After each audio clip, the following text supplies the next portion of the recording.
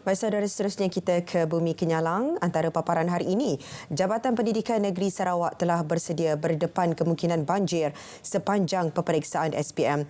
Perinciannya kita langsung saja bersama rakan penyampai Vanessa Mering di Kuching. Silakan, V. Ya, terima kasih Dia. Jabatan Pendidikan Negeri Sarawak telah mengenal pasti sekolah-sekolah atau kawasan-kawasan yang berisiko banjir di seluruh negeri. Pengarah Pendidikan Negeri Sarawak, Datuk Dr. Azhar Ahmad berkata, satu jawatankuasa pengurusan bencana yang melibatkan pelbagai agensi turut ditubuhkan. Datuk Dr. Azhar berkata jawatankuasa tersebut antaranya melibatkan pihak polis, bomba dan penyelamat, Angkatan Pertahanan Awam, Angkatan Tentera Malaysia, rela dan pejabat residen. Dan calon-calon yang dijangka terjejas dengan banjir telah pun diminta untuk tinggal di asrama, ya. Atau sebagai pilihan, calon-calon juga boleh menumpang di mana-mana rumah saudara mara ataupun pusat yang terdekat. Jelasnya calon dan ibu bapa serta penjaga boleh menghubungi bilik gerakan peperiksaan Jabatan Pendidikan Negeri atau pejabat pendidikan daerah yang terdekat bagi mendapatkan maklumat lanjut atau sebarang bantuan yang diperlukan.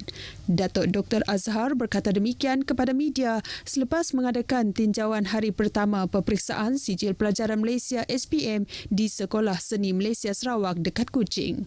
Seramai 35,885 calon di Sarawak menduduki peperiksaan SPM tahun 2023 di 257 buah pusat peperiksaan bermula hari ini. Ia turut melibatkan 2,531 orang petugas peperiksaan. Lembaga Penduduk dan Pembangunan Keluarga Negara LPPKN sentiasa memandang serius isu kesihatan reproduktif wanita. Oleh itu, LPPKN tahun ini akan memperluaskan capaian program saringan kanser cervix terutama di kawasan pedalaman seluruh Sarawak dengan sasaran 30,000 wanita disaring. Pengerusi LPPKN Datuk Seri Rohani Abdul Karim menasihatkan golongan wanita agar berani tampil melakukan pemeriksaan untuk pengesanan awal kanser cervix. Pengesanan jangkitan Human Papilloma Virus HPV melalui ujian HPV DNA dilihat lebih mudah, berkualiti dan berkesan dalam membantu meningkatkan pengesanan awal kanser cervix.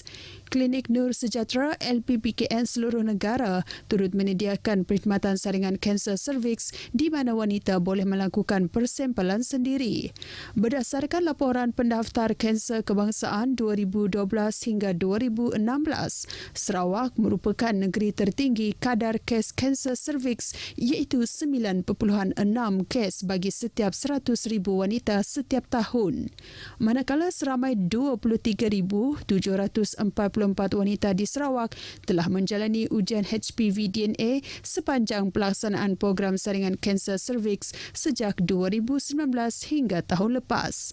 Datuk Seri Rohani berucap pada program kasih KPWKM Gempur Saringan HPV DNA 2024 peringkat LPPKN Negeri Sarawak di Kuching. Petros Niaga Sdn Bhd akan meningkatkan penghantaran bekalan silinder gas petroleum cecair LPG ke Bandar Sibu bagi menampung peningkatan permintaan sepanjang musim perayaan Tahun Baru Cina yang bakal tiba bulan depan. Adun Bukit Asik Joseph Chiang Jin berkata beliau telah berbincang dengan Petros Niaga selepas menerima banyak aduan mengenai kekurangan bekalan itu di Sibu. Katanya pengedar di Sibu secara purata membekalkan sebanyak 4,000 silinder LPG setiap hari, namun bekalan itu sebenarnya turut dibahagikan kepada bahagian kapit, sarike dan muka. Normally, you require 4,000 daily, but during this period of time, basically you will shoot out way high. So the CEO also agreed that starting from Monday, which today onwards, it will be average of 4,200 tons gas cylinder per day. So it is good news. Beliau berkata demikian pada majlis makan malam bersama media di Sibu.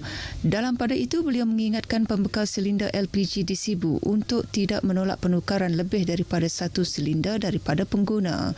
Beliau turut berharap proses pengagihan silinder gas tambahan kepada pembekal-pembekal kecil di seluruh Sibu berjalan lancar agar masalah kekurangan bekalan dapat diatasi segera.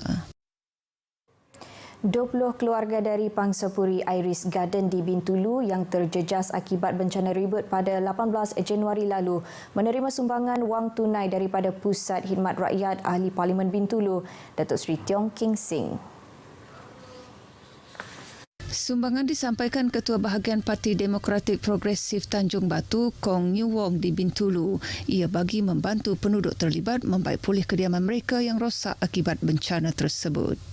Merasa terharu dan dengan setiap bantuan yang Datuk Seri yang bagi dekat kami ni. So terima kasih banyak-banyak.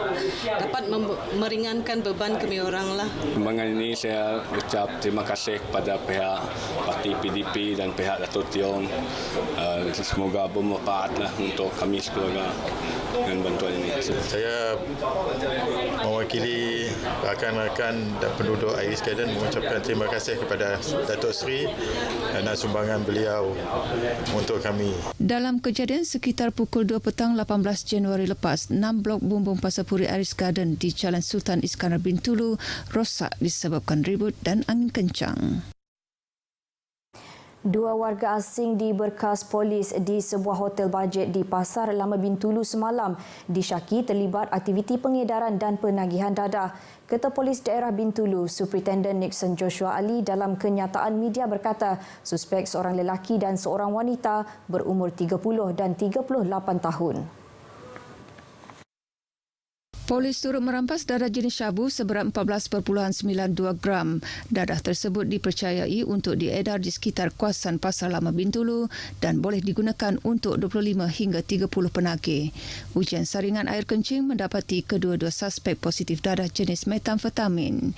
Kedua-dua suspek disiasat di bawah Seksyen 39A-1 Akta Dadah Berbahaya 1952 dan Seksyen 15-1-A Akta yang sama. Suspek turut disiasat di bawah Seksyen 6-1-C Akta Imigresen 1959-1963 kerana kesalahan tiada memiliki dokumen perjalanan yang sah. Superintendent Nixon berkata tangkapan tersebut merupakan salah satu usaha pihak polis mengatasi masalah penyalahgunaan dadah di samping mencegah aktiviti jenayah di daerah Bintulu. Mayat wanita tidak dikenali ditemukan di tepi sungai di Jalan Krokop 10 di Miri pagi semalam. Ketua Polis Daerah Miri, SCP Alexander Naga Cabu dalam kenyataan media berkata pihaknya menerima panggilan daripada orang awam mengenai penemuan mayat warga negara asing itu pukul 9.03 pagi. Pihak polis yang pergi ke tempat kejadian menemui mayat wanita lingkungan umur 30-an tersebut lengkap berpakaian dalam keadaan tidak sedarkan diri. Kematiannya telah disahkan oleh pasukan perubatan. Pemeriksaan awal pada badan mangsa tidak menemui sebarang unsur jenayah, manakala mayat telah dibawa ke Hospital Miri untuk bedah siasat. Kes diklasifikasikan sebagai mati mengejut. Perkongsian itu tadi mengakhiri berita dari Sarawak. Dari sungai hingga segara, Palestin pasti merdeka. Kita kembali ke Angkasa Puri untuk berita seterusnya bersama Dia. Silakan Dia. Baik, terima kasih V langsung dari Sarawak.